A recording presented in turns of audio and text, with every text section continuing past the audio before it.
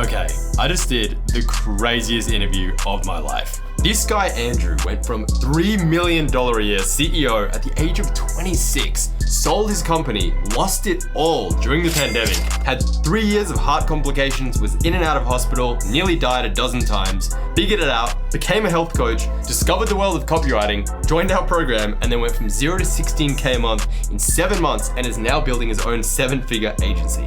My head is literally still spinning. His story is wild. In the interview, Andrew spilled all the sauce. He got super tactical. He showed exactly how he went from 0 to 16K a month, where he found clients, how he reached out to them, what he said, the script he used. It is literally a step-by-step blueprint that anyone can follow. If you're an aspiring 6-figure copywriter, you need to stop everything you're doing right now. Watch this entire interview from start to finish. Grab the popcorn, settle in. Andrew Carlson, let's go. Ladies and gents, I have with me the man, the myth, the legend, Mr. Andrew Carlson. Andrew's been with us in a CMB for how long? About a year? Just about a year. Lately, you've been absolutely killing it. You just crossed about 16K a month as a freelance copywriter, no agency, offer, guru, any of that stuff, just doing the work and getting clients. And literally just this week, you landed 2 more clients to help them get out of spam at both 2K each. Plus one of them is going to become a retainer client in January, which is going to be an extra 2K a month. So there's an extra 28K of contracted value just this week alone, which is insane. You know, you're absolutely crushing it. But I want to take it back to the beginning of the journey because it wasn't always this way, right?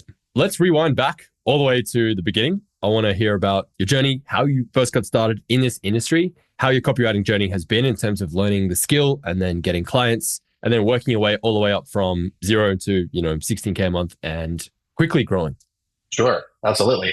So I kind of started off in the internet marketing world back in 2012. I had a restaurant coaching offer. So it was one of those things where I just had to learn how to do copywriting. So I did that for a few years, wrote a book, was very successful with the restaurant business. And then up about 2019, I ended up selling that business and positioned myself more into doing business coaching / online coaching for people for about 2 years. And then after 2 years, I ended up having a lot of health issues. So I had to pivot myself and focus on my health a lot. And with that health journey came learning about functional nutrition. And I put together a process and a program to be functional nutritionist, helping people with autoimmune issues, reverse their autoimmune issues. And I was doing the copywriting thing inside of that offer.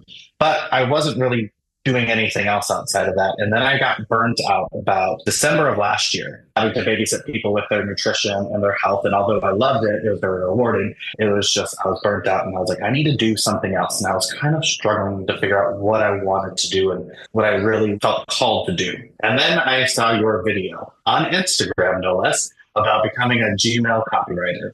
And I was like, well, I've done a lot of copywriting in the past. Not as a job, but I know the ultimate understanding of it. So in February of 2024, that's when I joined CMB.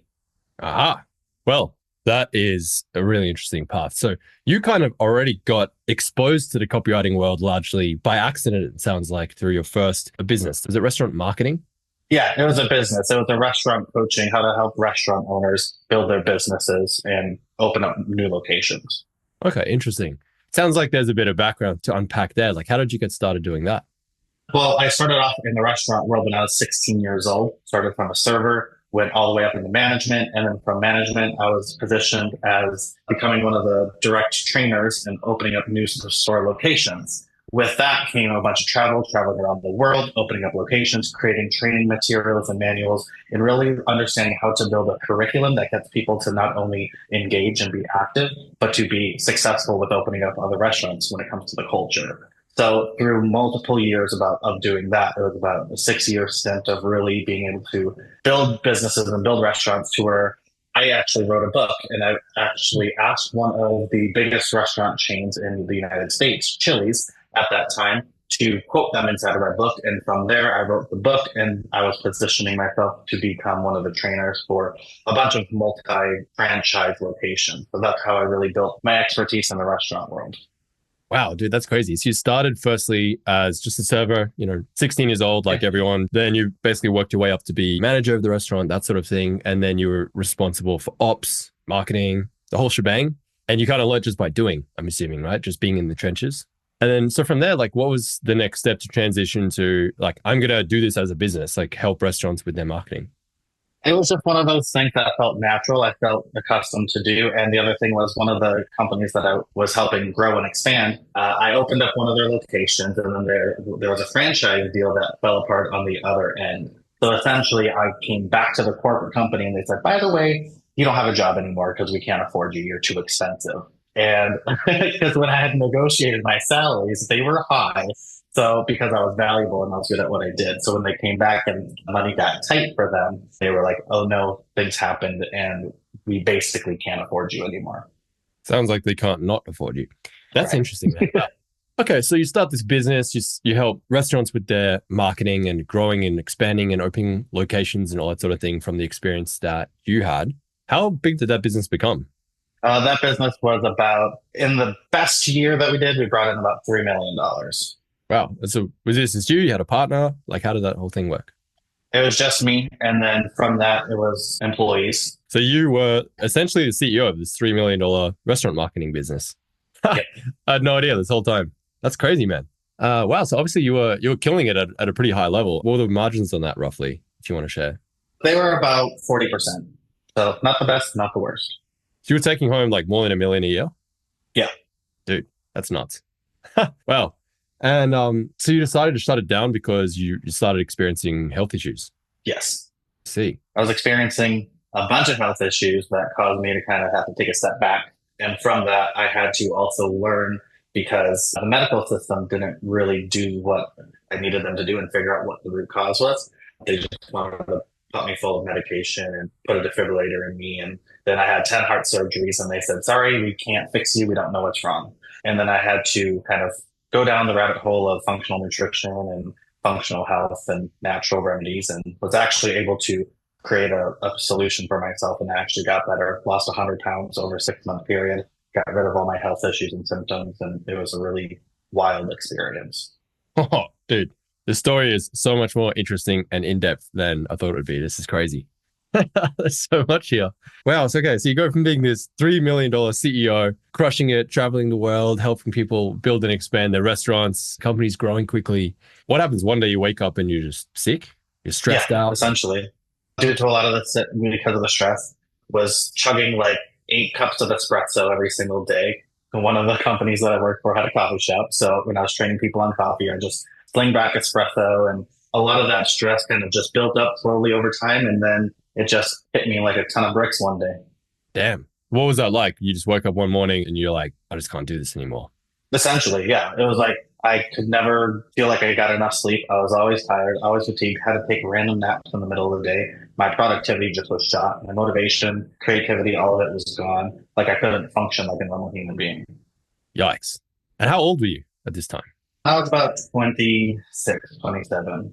That's pretty wild. Wow. So you're a, multi-7-figure CEO already by the age of like 26. You pretty much had it all. Like from the outside looking in, like you were this ultra successful person running this multi-million-dollar global business. And then all of a sudden, you run into all these health issues and things just start to fall apart. Right.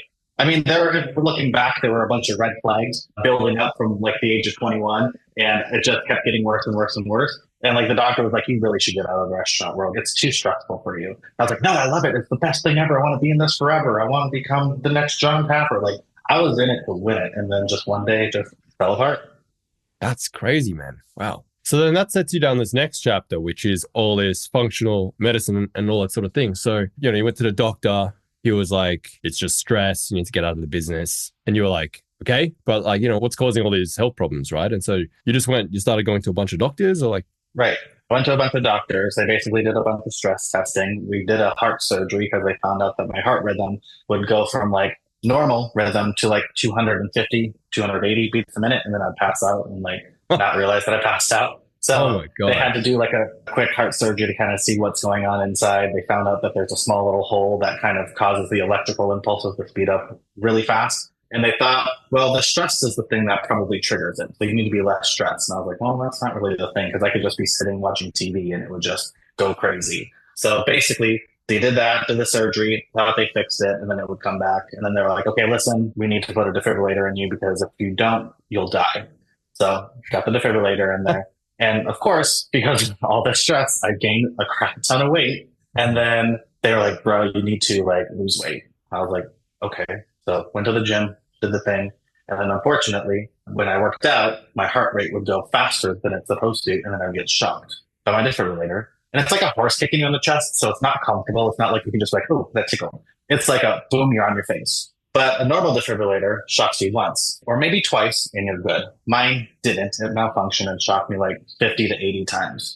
And then this repeated over the course of like 3 years in surgery, out of surgery, corrected the heart rhythm, and then get shocked again from working out. So it was a 3-year cycle of just not figuring things out. And then at like 29, I was like, okay, I need to go down this functional health rabbit hole because there needs to be something because natural medicine's not working. Jesus, dude, that is nuts. So you literally just had 3 years of like nonstop heart attacks. Sure, if you want to call it a heart attack, yeah. 3 years of in and out of the hospital. Well, it sounds like you're lucky to be alive at this point. Yeah, very much so. 280 beats a minute. That is wild. Holy crap. So at this point, had you sold your business? Were you trying to sell it? Like what was happening with the business? Because you're managing like how many employees? We had a team of 10. So you had a team of 10 people. You're the CEO. You're having all these heart palpitations and problems and issues and, you know, health situation and in and out of hospital and surgeries. And so at this point, like, you know, what was happening with the company? Was there someone running it? Was it just falling to shit? Like what was going on there? Right. It wasn't doing the greatest, like profits, of course, revenue started falling down. And I was just like, okay, I need to figure out something to do. And the year before I had just published a book and one of the point of sale systems just had like acknowledged me as one of the top 50 restaurant experts to pay attention to in 2018. I was next to some like really good high profile people. And then essentially a year after that, I had to like start thinking of, okay, how can I at least get some kind of money from this business? Because as long as it keeps running, like you could do really well with it. And I had a unique way to kind of do mystery shopping for companies. So I had approached one of my associates that I had met in the world and I was like, hey, my health is falling to crap. I need to either sell the business or close the business down. And he's like, well, you don't need to sell the business. Like the business can keep running. And I was like, I don't have time to train like a COO or anything and have somebody to actually run it and understand it because a lot of it was still in my head. Not a lot of SOP processes were in place. So he's like, well, if we do an analysis and kind of look at everything and look at your business, there might be a way to salvage at least part of it. So I sold that part of it and then closed the rest of the business down. And did you get like a sizable exit from that? Yes. I got around $400,000 with that. And then what I did with that was took that and invested in other restaurants, you know, where other people manage the restaurants, but I was an investor in restaurants. And then, well, 2020 happened and you know what happened to restaurants in 2020. Oh, so it was an extensive learning lesson. Did you lose it all? And yes, all those restaurants closed down. All the restaurants closed down during the pandemic. So, oh man, that's heartbreaking. And so was this it was fun. Yeah. 2020, this is before all the hard stuff kicked off or was this in the thick of it? In the thick of it. So just when things couldn't get worse, now you lose everything, the business, all your investments go to shit, the pandemic hits, all the restaurants go under and you're back at zero. In fact, not even zero, but you go from being this like high flying, multi-7-figure CEO, 26 years old, on top of the world, start to have all these health issues. You know, you had this big exit, 400K, invested in all these restaurants, pandemic hits, all the restaurants go bust, and now you're back at zero. Mm-hmm. Dude, that is nuts. So this is basically rock bottom for you at this point. Yeah, basically. And then I had to pick my bootstraps up and I was like, okay, so if I'm learning about functional nutrition, let me be certified in this. And then I literally documented my journey on Facebook of healing my own body naturally. And as a byproduct of that, I built up my virtual practice with getting health coaching clients from that. Wow, dude, you're someone who's had to reinvent yourself a couple of times. Just a few. What was your mindset like at that point? Like if you can flash back to 2020 and you're like, I had it all, I was killing it. Now, you know, health and business wise, I've gone from like a 10 out of 10 to like a 0 out of 10. You know, what's that like for you at the time? It can't be easy, right? It wasn't easy. I mean, I've experienced that before back in my early 20s where I was actually working in the film industry, working on major multi-million-dollar Hollywood films. And then because of some of the health issues that started earlier on, I had to leave as I was kind of progressing into the management producer track and making a lot of good money. So I've lost it all before. And early on when I was like 20 and I lost it all, it was not good. I was depressed for a very long time, which is why I had to go get a restaurant job where I had to like pick myself back up. But from there, This time around, it wasn't easy. It sucked. I still had my pity party for a good 30 days where I was like, well, I guess the best days of my life are over. They're all behind me. That was fun while it lasted. And then I kind of was like, okay, well, the world shut down. It's not that bad. Like everyone's stuck at home. Let's just kind of figure out what to do next. And after my bit of like sadness and like looking at my bank account and realizing I had like $3 in there, I was like, oh, okay, what can I do? From $3 million to $3. You're like, oh, lordy me. Wow. Okay. Dude, I had no idea any of this has happened before you joined. Like that is so crazy. This is the craziest story we've had so far. And we've had a lot of crazy stories. We've had like homeless to 6 figures. We've had anything you can think of, 16-year-olds making, 6 figures. Yeah, I think this might take the cake. And so among all this, you had a career in Hollywood as well. Like, was this before the restaurant thing? During the restaurant thing? After the restaurant? That was between ages of 18 to 20. Dude, it sounds like there hasn't been a single industry you haven't touched yet. How did you get into the whole Hollywood thing? What were you doing there? Like screenwriting or something?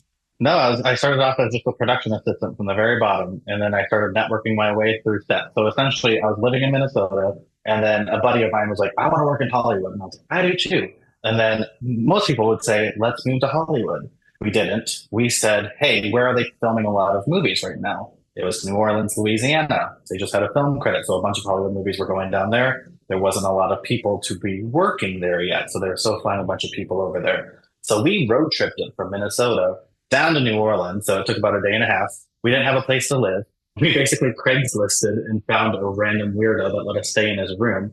And then we literally, the first day we got there, got server jobs. The second day we got there, we walked up onto a film set, ended up getting a film job. So then I had to quit the job that I just got at the restaurant because I joined the film industry.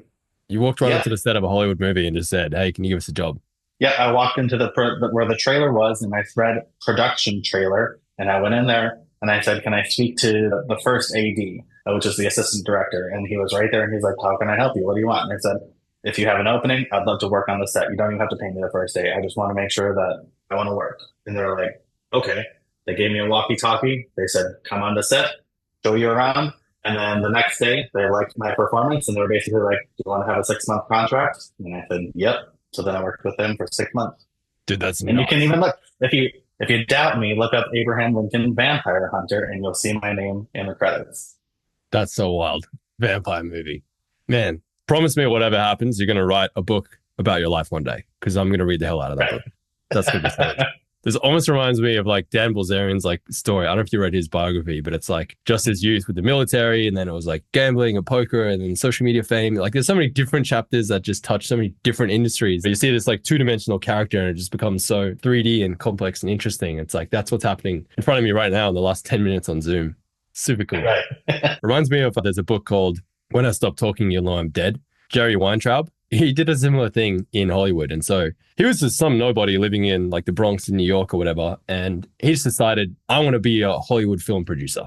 I don't know anyone. I don't have any skills, but I want to make big blockbuster films. And so he just walked right on set, found where the movies were being filmed, found himself like a high-vis yellow jacket. So he looked like someone important and official. And he would just walk like right up to the bouncer, didn't know a single person on the set, slap him on the shoulder, be like, hey man, how you doing today? So yeah, we just interviewing some of our employees on, their job satisfaction. Like, do you have 5 minutes for a quick job satisfaction survey?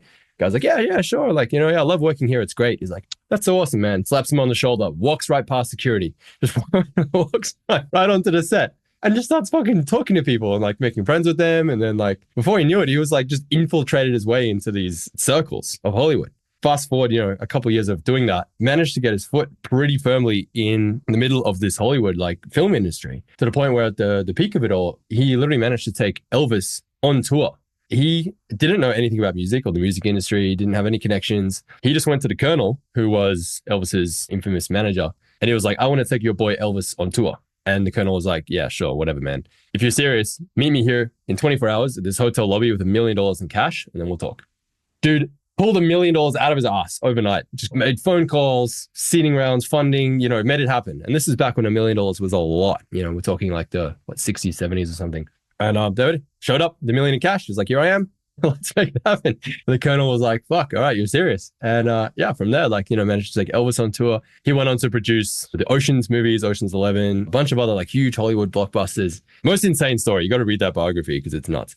I'm hearing like a lot of similarities there with what you've done. So it's crazy. That's epic, dude. Absolutely mind-blowing story, super inspiring. If you want to check out Andrew, I'll leave his social links below. And if you're an aspiring copywriter looking to hit 5K, 10K, even 15K a month, then feel free to click the link in the description, book a call with me or my team, and we can talk about potentially helping launch you just like we did for Andrew. Wow. Okay. I want to fast forward back to 2020, to the pandemic. You pick yourself up the floor, finish crying, finish the pity party, you realize, all right, well, the whole world's fucked, so we're kind of in this together, it's not just me. What's the next move? You're like, I've had all these restaurants, they've all gone to zero. I've had these health issues. I'm still working through these health issues. And so that kind of sets up the next chapter, right? Which is this whole functional health journey. So what does that look like? Yeah. You just go down the rabbit hole of Google. There's no ChatGPT back then, right? So you're like, have all these symptoms. What do I do? Right. So essentially, I went down the rabbit hole of Google and I started, because I understood like holistic health. So I just started Googling like holistic remedies, holistic solutions. And then I stumbled upon this thing called functional nutrition. And then I found a couple certification courses about functional nutrition. And at that time, I just enrolled into one because I had a really good 3-year payment plan. So I was paying like $20 a month over the course of 3 years. But it was still like a $5,000 thing. But they just had very flexible payment plans. So over the course of like this 9-month period, over the course of 2020, I listened to module by module. But I figured I might as well start teaching people in my Facebook audience what I'm doing while listening and growing from the certification. And as a result of doing that, every single thing that I learned from health standpoint, it's not like eat this food and this is how you're going to get healthy. It was more of a course on how the body functions and what happens as a result of consuming these things and other things, and how to utilize herbs and herbalism, supplements, natural solutions, all of that kind of stuff. So essentially, there was multiple different supplement companies that I could reach out to through this course to then start having conversations with them.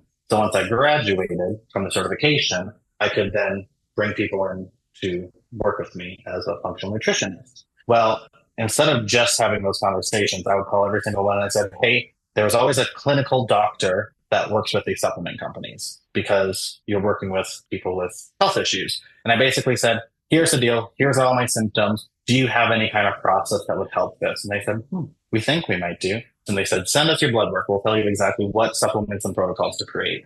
Sent them my blood work. And they basically said, fill out the assessment. And they said, based on this, this, and this, here's the supplement routine that I would recommend for you. It's a full cellular detox. It's a 5-month thing. This is all you have to do. You also have to change your nutrition a lot.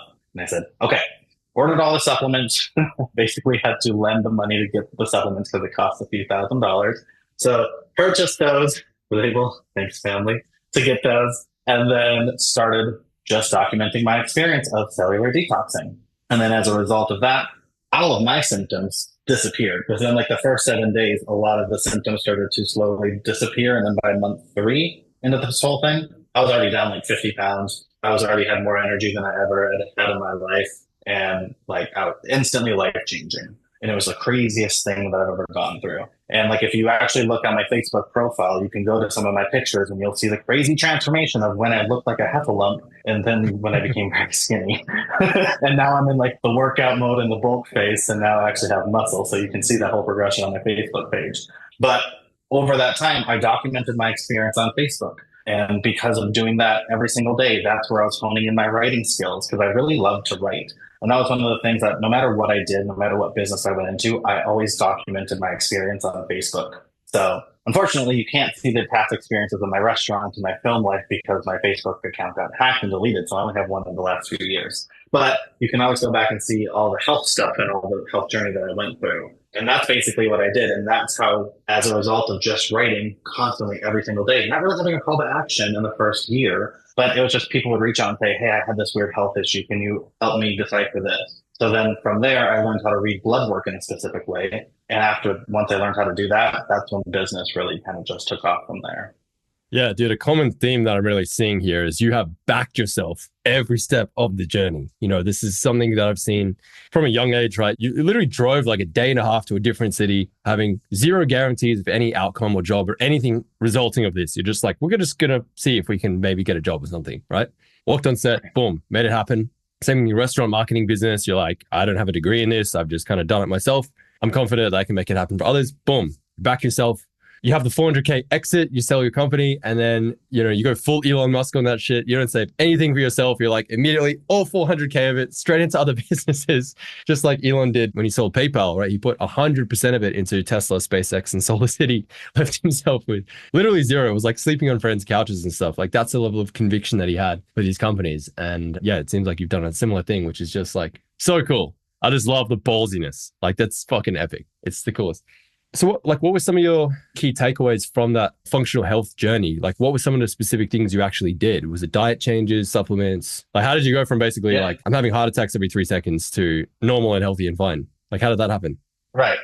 So essentially what I did was I went on a full like autoimmune protocol diet, which was the most boring thing on the face of the planet. Like you can't have any fun spices. It's literally meat, some vegetables, and some bits of fruit. That's it. It's very minimal. You can have like sweet potato for the carbs side of things, but it was very protein heavy. And then from there, I did a specific supplement protocol that I basically took that and made it better. But I switched to nutrition, focused slowly on a specific supplement routine, and then I started really focusing on my gut health with like eating fermented foods and being very careful. And over that 6-month period of time, I went from somebody who was like 260 down to like 185. Yeah, wow. That's huge. Diet was definitely the biggest thing for you. So just eating simple foods, whole foods, natural organic foods, no processing, no seasoning, no sauce, nothing, just like meat, veggies, fruit. Yeah. And I focused on like sea salt for the electrolytes. I focused heavily on making sure that I was drinking enough water and then really doing a herbal supplement routine. So I went from slamming like 8 coffees a day to not having a single ounce of caffeine and still having more energy than I did when I was slamming coffee and caffeine. So it was wild. But within the first 6 weeks, I felt insanely better. But then, of course, as you go through the journey, there's ups and downs because you get better and you get sicker and you get better and sicker. But a 6-month journey from having like a decade worth of health issues compounding and then 3 years of really feeling sick to clear it up in 6 months was wild. Yeah, you would have felt like a new man after that. You're like, Superman, I feel invincible. That's right. Really cool, man.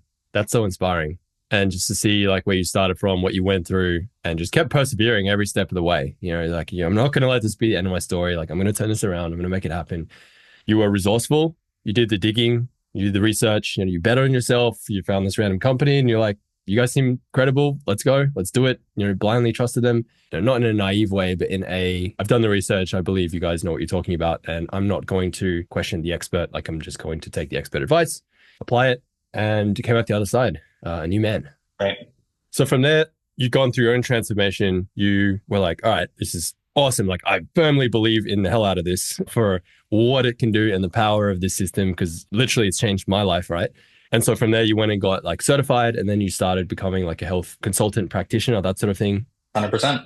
And was that through some sort of like agency or company, or you just went freelancing solo, getting your own clients? Freelancing, getting my own clients. Yep. Created my own process, worked with a supplement company to really refine it.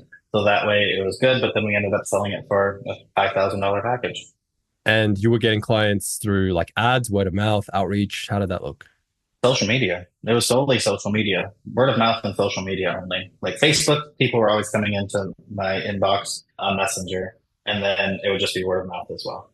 Would you say a good majority of your success with social media was from having documented your journey all the way through, and people can see 100%. Like all your friends, family, followers, etc. could see that like you literally were this person and like came out completely different person. And so that gave you obviously a ton of credibility when you went to launch your own offer and say like, hey, here's what I went through. It's all documented and I can help you through the same thing.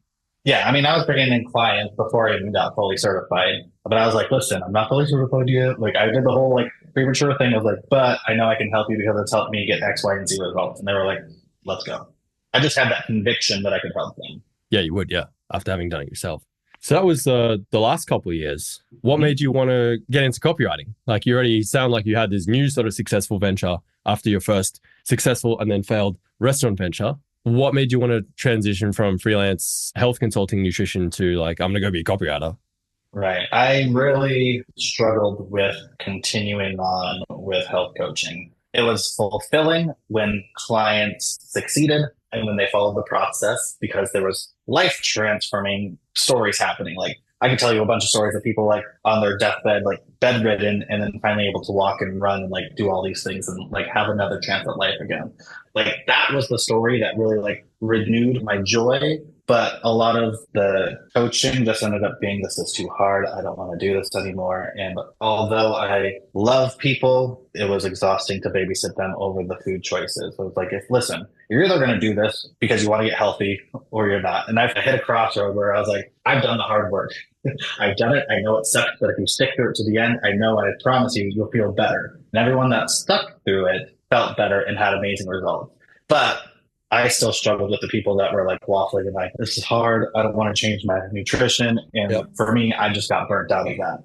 Yep. As a coach, I can relate. You have some superstar clients like yourself who you give them the plan, they go off and execute and they get the results and you're like, you're amazing. Why can't everyone be like you? And you have the other people, you give them the plan, you're like, I don't know, that sounds hard. I'd rather go watch Netflix or, I would rather go try a different strategy or whatever it is. It's like shoving a boulder up a hill. It's like you're trying to just tell them what to do. You're like, I know if you do this, it'll work. My housemate I lived with for 2 years, he was a pro bodybuilder. So he's helped a lot of people literally go from not even bodybuilders to winning bodybuilding competitions in like 6 months, 12 months, like crazy time periods. And it's the same thing. He's always complaining about XYZ client, this guy, this guy never follows a plan. Like, I love these people, but like these people, I just want to like rip my hair out. So yeah, I can super relate with what you've said there. And so after 2 years of that, you just wanted to change. You're like, I just want to do something else, but I don't know what it is yet. Well, behind the scenes, I was working for a company as like a client success manager, just to do something different. I'm just helping people on the business side of things. So they were a coaching company that helped health and wellness professionals build their business online. So they saw my success with my business and they were like, hey, can you come in as like a client success person and help people with their marketing strategies and getting clients and all of those things? We already have the plan laid out. We just need help with some of our clients. And I said, absolutely.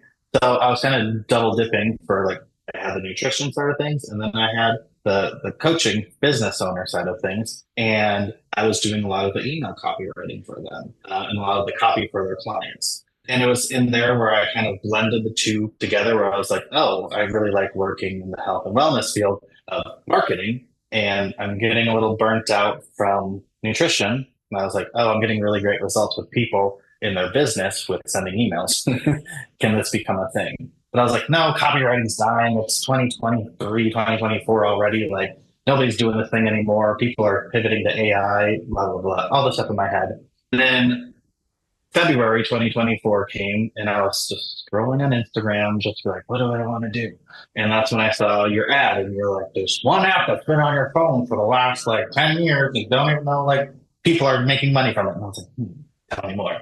So I watched that whole video, copywriting. And I was like, 2024, and I watched the video, and then that's kind of when I was like, okay, I need to book a call with this guy.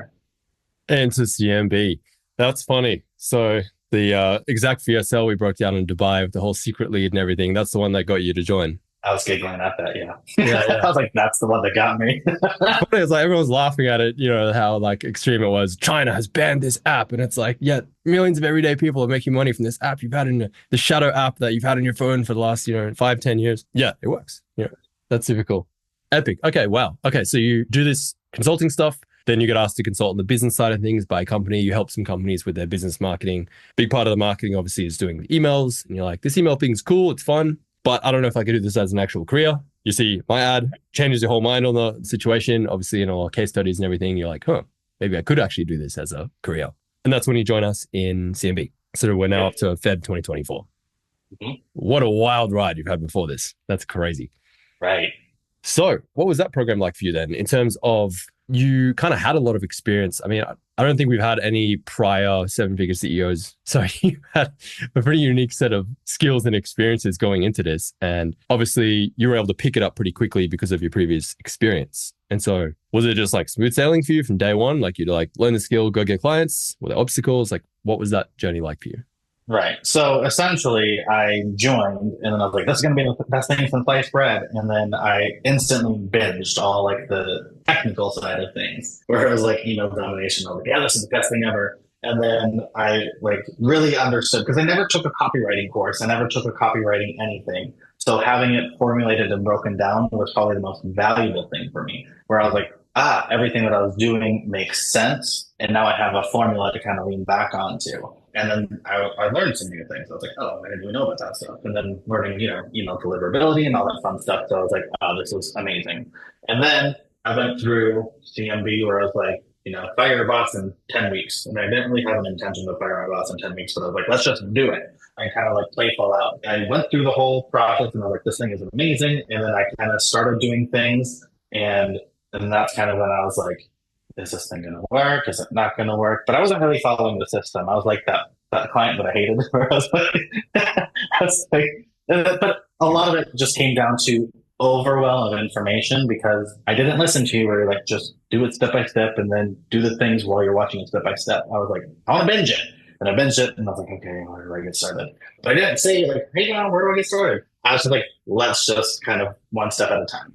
And then as a result, I reached out to a couple of friends. I was like, hey, I'm doing this copywriting thing. Can I start writing for your company for free? Once I get results, I'll take a 50% commission on whatever you close on your sales calls. And then from there, if it works for this 10-day campaign, then you can put me on retainer. And that was like 4 weeks into CMB. I kind of reached out to a warm network acquaintance and I kind of positioned that.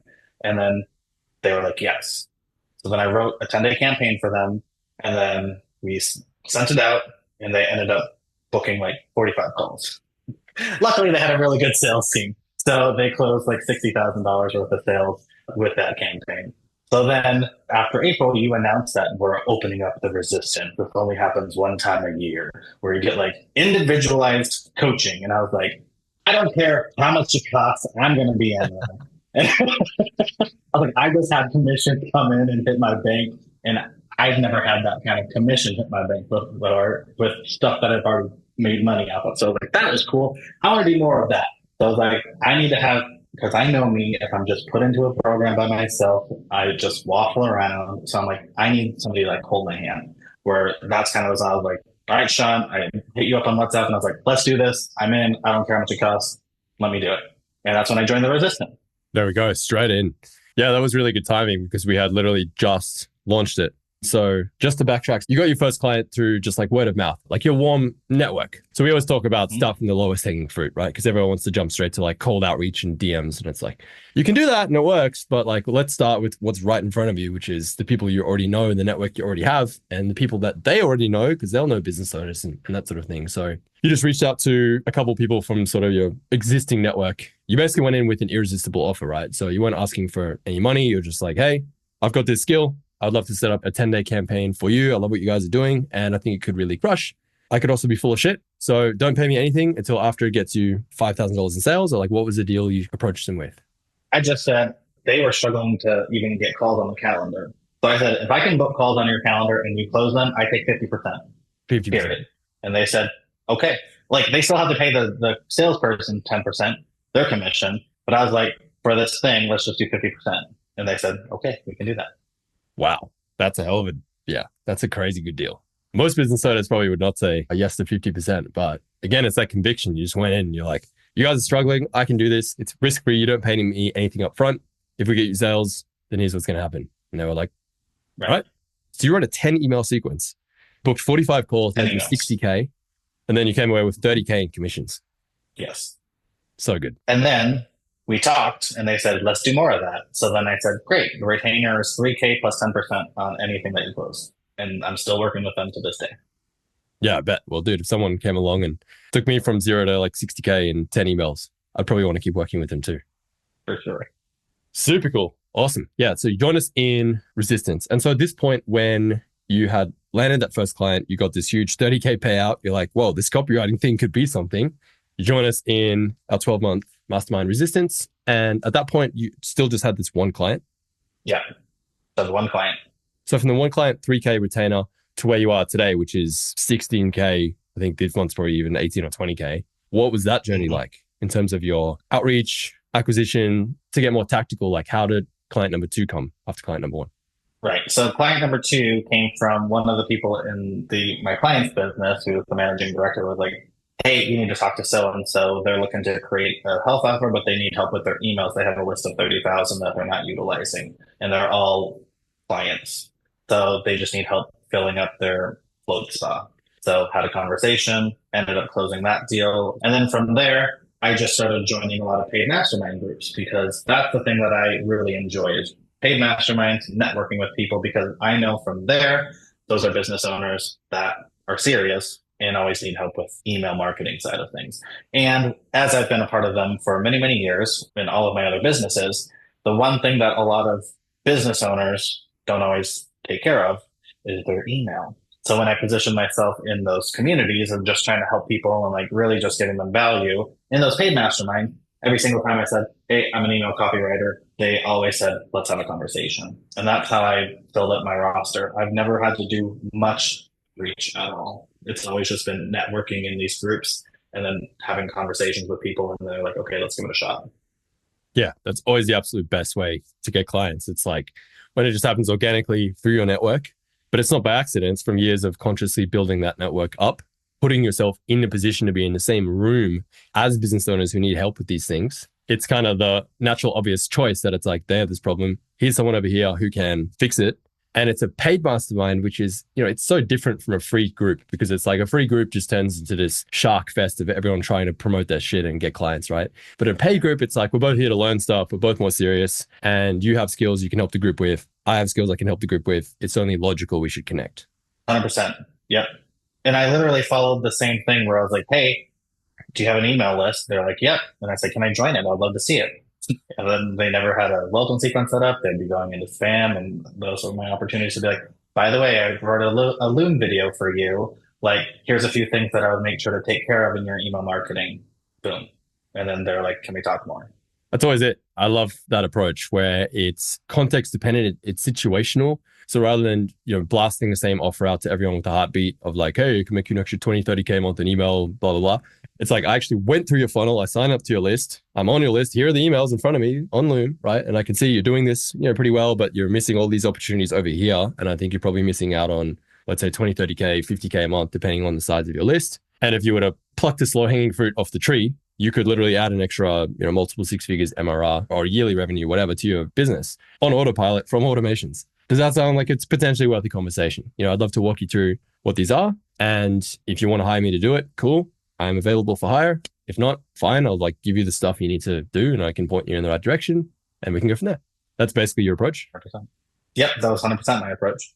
Yeah. Not surprised why you had success with it. It's a great approach. It's actually wild, man, how many people sleep on email. I've just spent a week in Newport Beach, California, with a bunch of 8-figure coaches. I think I was the poorest person in the room, probably by a long way. So all these guys are, industry veterans, guys and girls. They're in mostly their 30s, 40s, 50s. They've been in the game for 2 decades. Really, really good at what they do. I think the lowest person there was 300K a month. And then you have people doing all the way up to 10 million a month.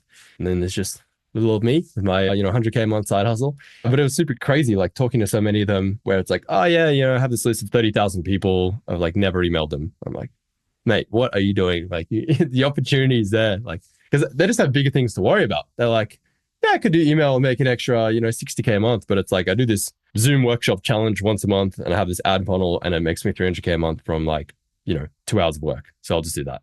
Okay, yeah, I can see why you would prioritize that. But it's like, if you just put someone in there that could do it for you, you could add literally an extra, 100K a month on top of what you're already doing. You're like, oh yeah, okay, yeah, introduce me to someone. And so I've just been networking my butt off, this whole week for people in resistance and connecting you guys and getting people clients, because it's true. People sleep on email. It's such an insane opportunity that most people just either don't know what they're doing or they just don't dedicate the time to it, to setting it up, making it happen. Right. And they're missing out on a lot.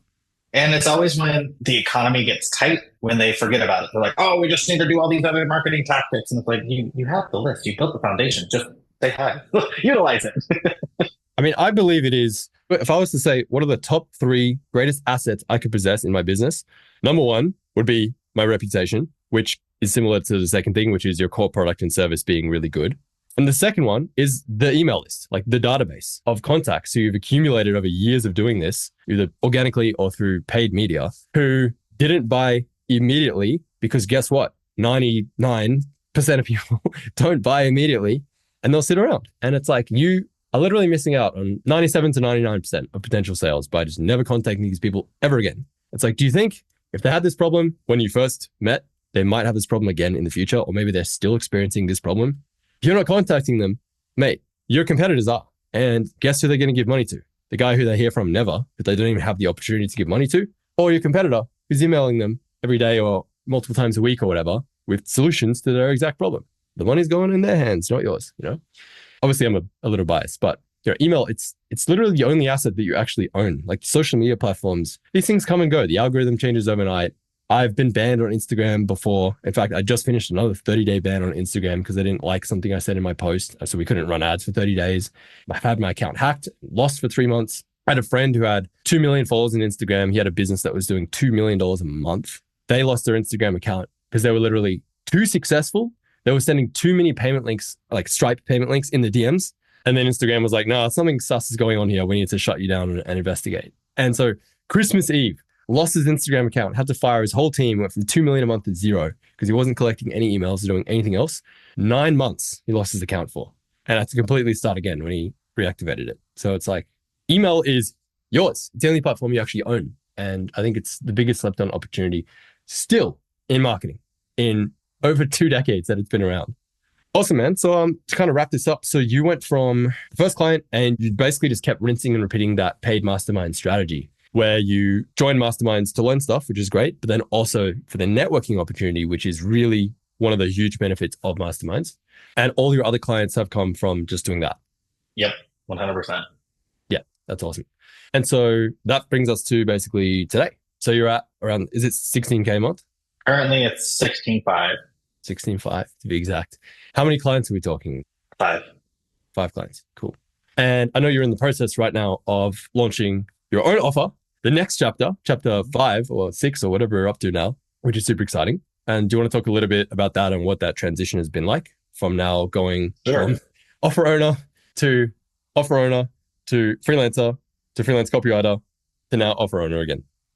It's crazy. So I was going back and forth about what offer I was going to do, and then it kind of just made sense because I'm having wild success right now as the copywriter that I'm just going to open up my own agency for email copywriting. So it's really cool. That's a really fun progression. I have 2 employees right now. I just hired on a second one. I hired on my first client success manager. So they're going to be the ones that are going to be communicating with the clients all the time because I am still very heavily focused on the delivery side of things and really making sure that all my clients' emails are still landing in the primary inbox. And I have a junior copywriter on staff as well that's going to start transitioning, and she is currently writing for some clients as well. And she does the first round, and then I do the final check through, and then we launch them out to our clients. That's super cool. And so now you're going back to your roots, I guess, as business owner.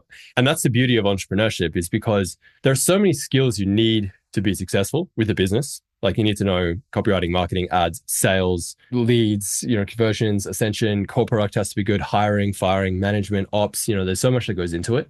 And the blessing and the curse of entrepreneurship is that you need so many skills to be successful, which is why it's so hard.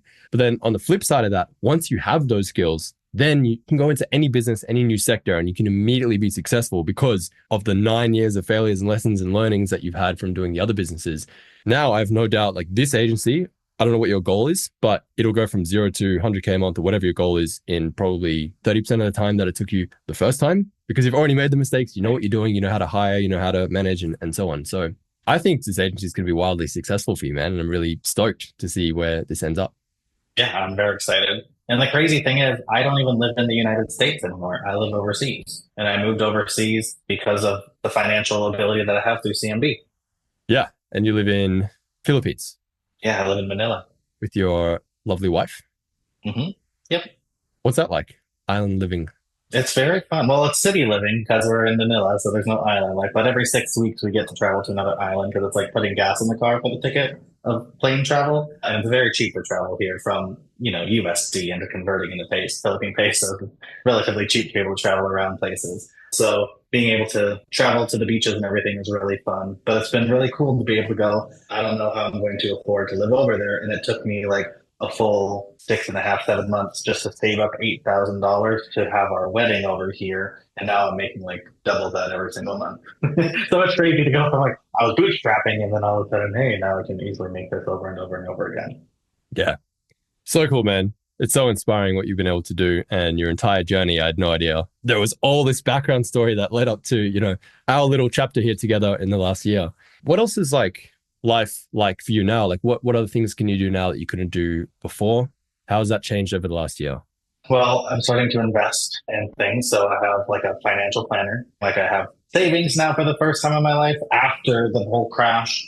I'm able to really dial in my investments. I'm able to put stuff into real estate, and like I don't have high stress anymore. Like restaurant ownership and that business was so high stress. And now with my agency, I've learned so much from Ray and from you just to make sure that I'm building this business to a way that it's no longer stressful. So instead of putting all the responsibility onto me, I'm utilizing a lot of the funds to delegate to other people to really build up this agency so I don't get stressed out and I can continue to maintain the standard of living that I want and be able to bring other people up with me along the way. I think it's so key is building a business by design. A lot of people build it by default because they say yes to every opportunity. They get too many clients. They try and serve too many people in too many niches and help them with too many problems. And it just adds so much unnecessary complexity. And they find themselves in a situation where it's like, I'm working my ass off. I have all these team members and I'm running all these ads and I'm doing all these funnels and like helping people with such niche specific things that require so much like different expertise and all of that to take home like 10K a month or something, And then you have a freelancer come along, happy days, they work, 30 minutes per email per client. They might work like 4 hours a day to earn the same, 10K, right? And it's like, right. I know 8-figure business owners that work 80 hours a week and just seem constantly sleep deprived and stressed. And I'm like, that was one of my mentors for a while. And I was like, I love your business growing systems, but I don't want your business. And then I know other 8-figure business owners, like all the ones in California that I was hanging out for this week, that was the most inspiring part is, they're all dads, surfers. They do all this stuff. They work maybe 4 hours a day. And they do life, and it's awesome. And they earn the same 8 figures the other guy does, right? That's the coolest part. And so it's like, you can have your cake and eat it too, but you just need to build it right. And you need to build it intentionally. And you need to start with the end in mind and figure out, what do I actually want this business to achieve? Let's actually be strategic and tactical here and think, what is the end goal? How much do I want to make? How much do I want to work? Where do I want to work from? What are the constraints? Put the constraints in first, then work out, okay, this is what I want. I'm going to build a business around this that has to achieve this goal within these constraints. And outside of that, I'm not going to wake up at 5 a.m. and do calls with my clients in the US. I'm just not going to take that client if that's going to be a deal breaker, right? And so you build it intentionally so you don't end up basically a super high paid slave like a lot of people do. 100%. That's awesome. So what's the goal with this business? Well, the goal with this business is to grow it to about, 75K a month. And then from there, we'll kind of determine what the next step is. Oh yeah, that's epic. If you feel like making it 83 so we can W our, 6th or 7th, 7-figure case study success story, that'd be cool, but you got to do it for you, not for me. Okay. That's cool. Really, I'm looking forward to seeing where it ends up. Me too.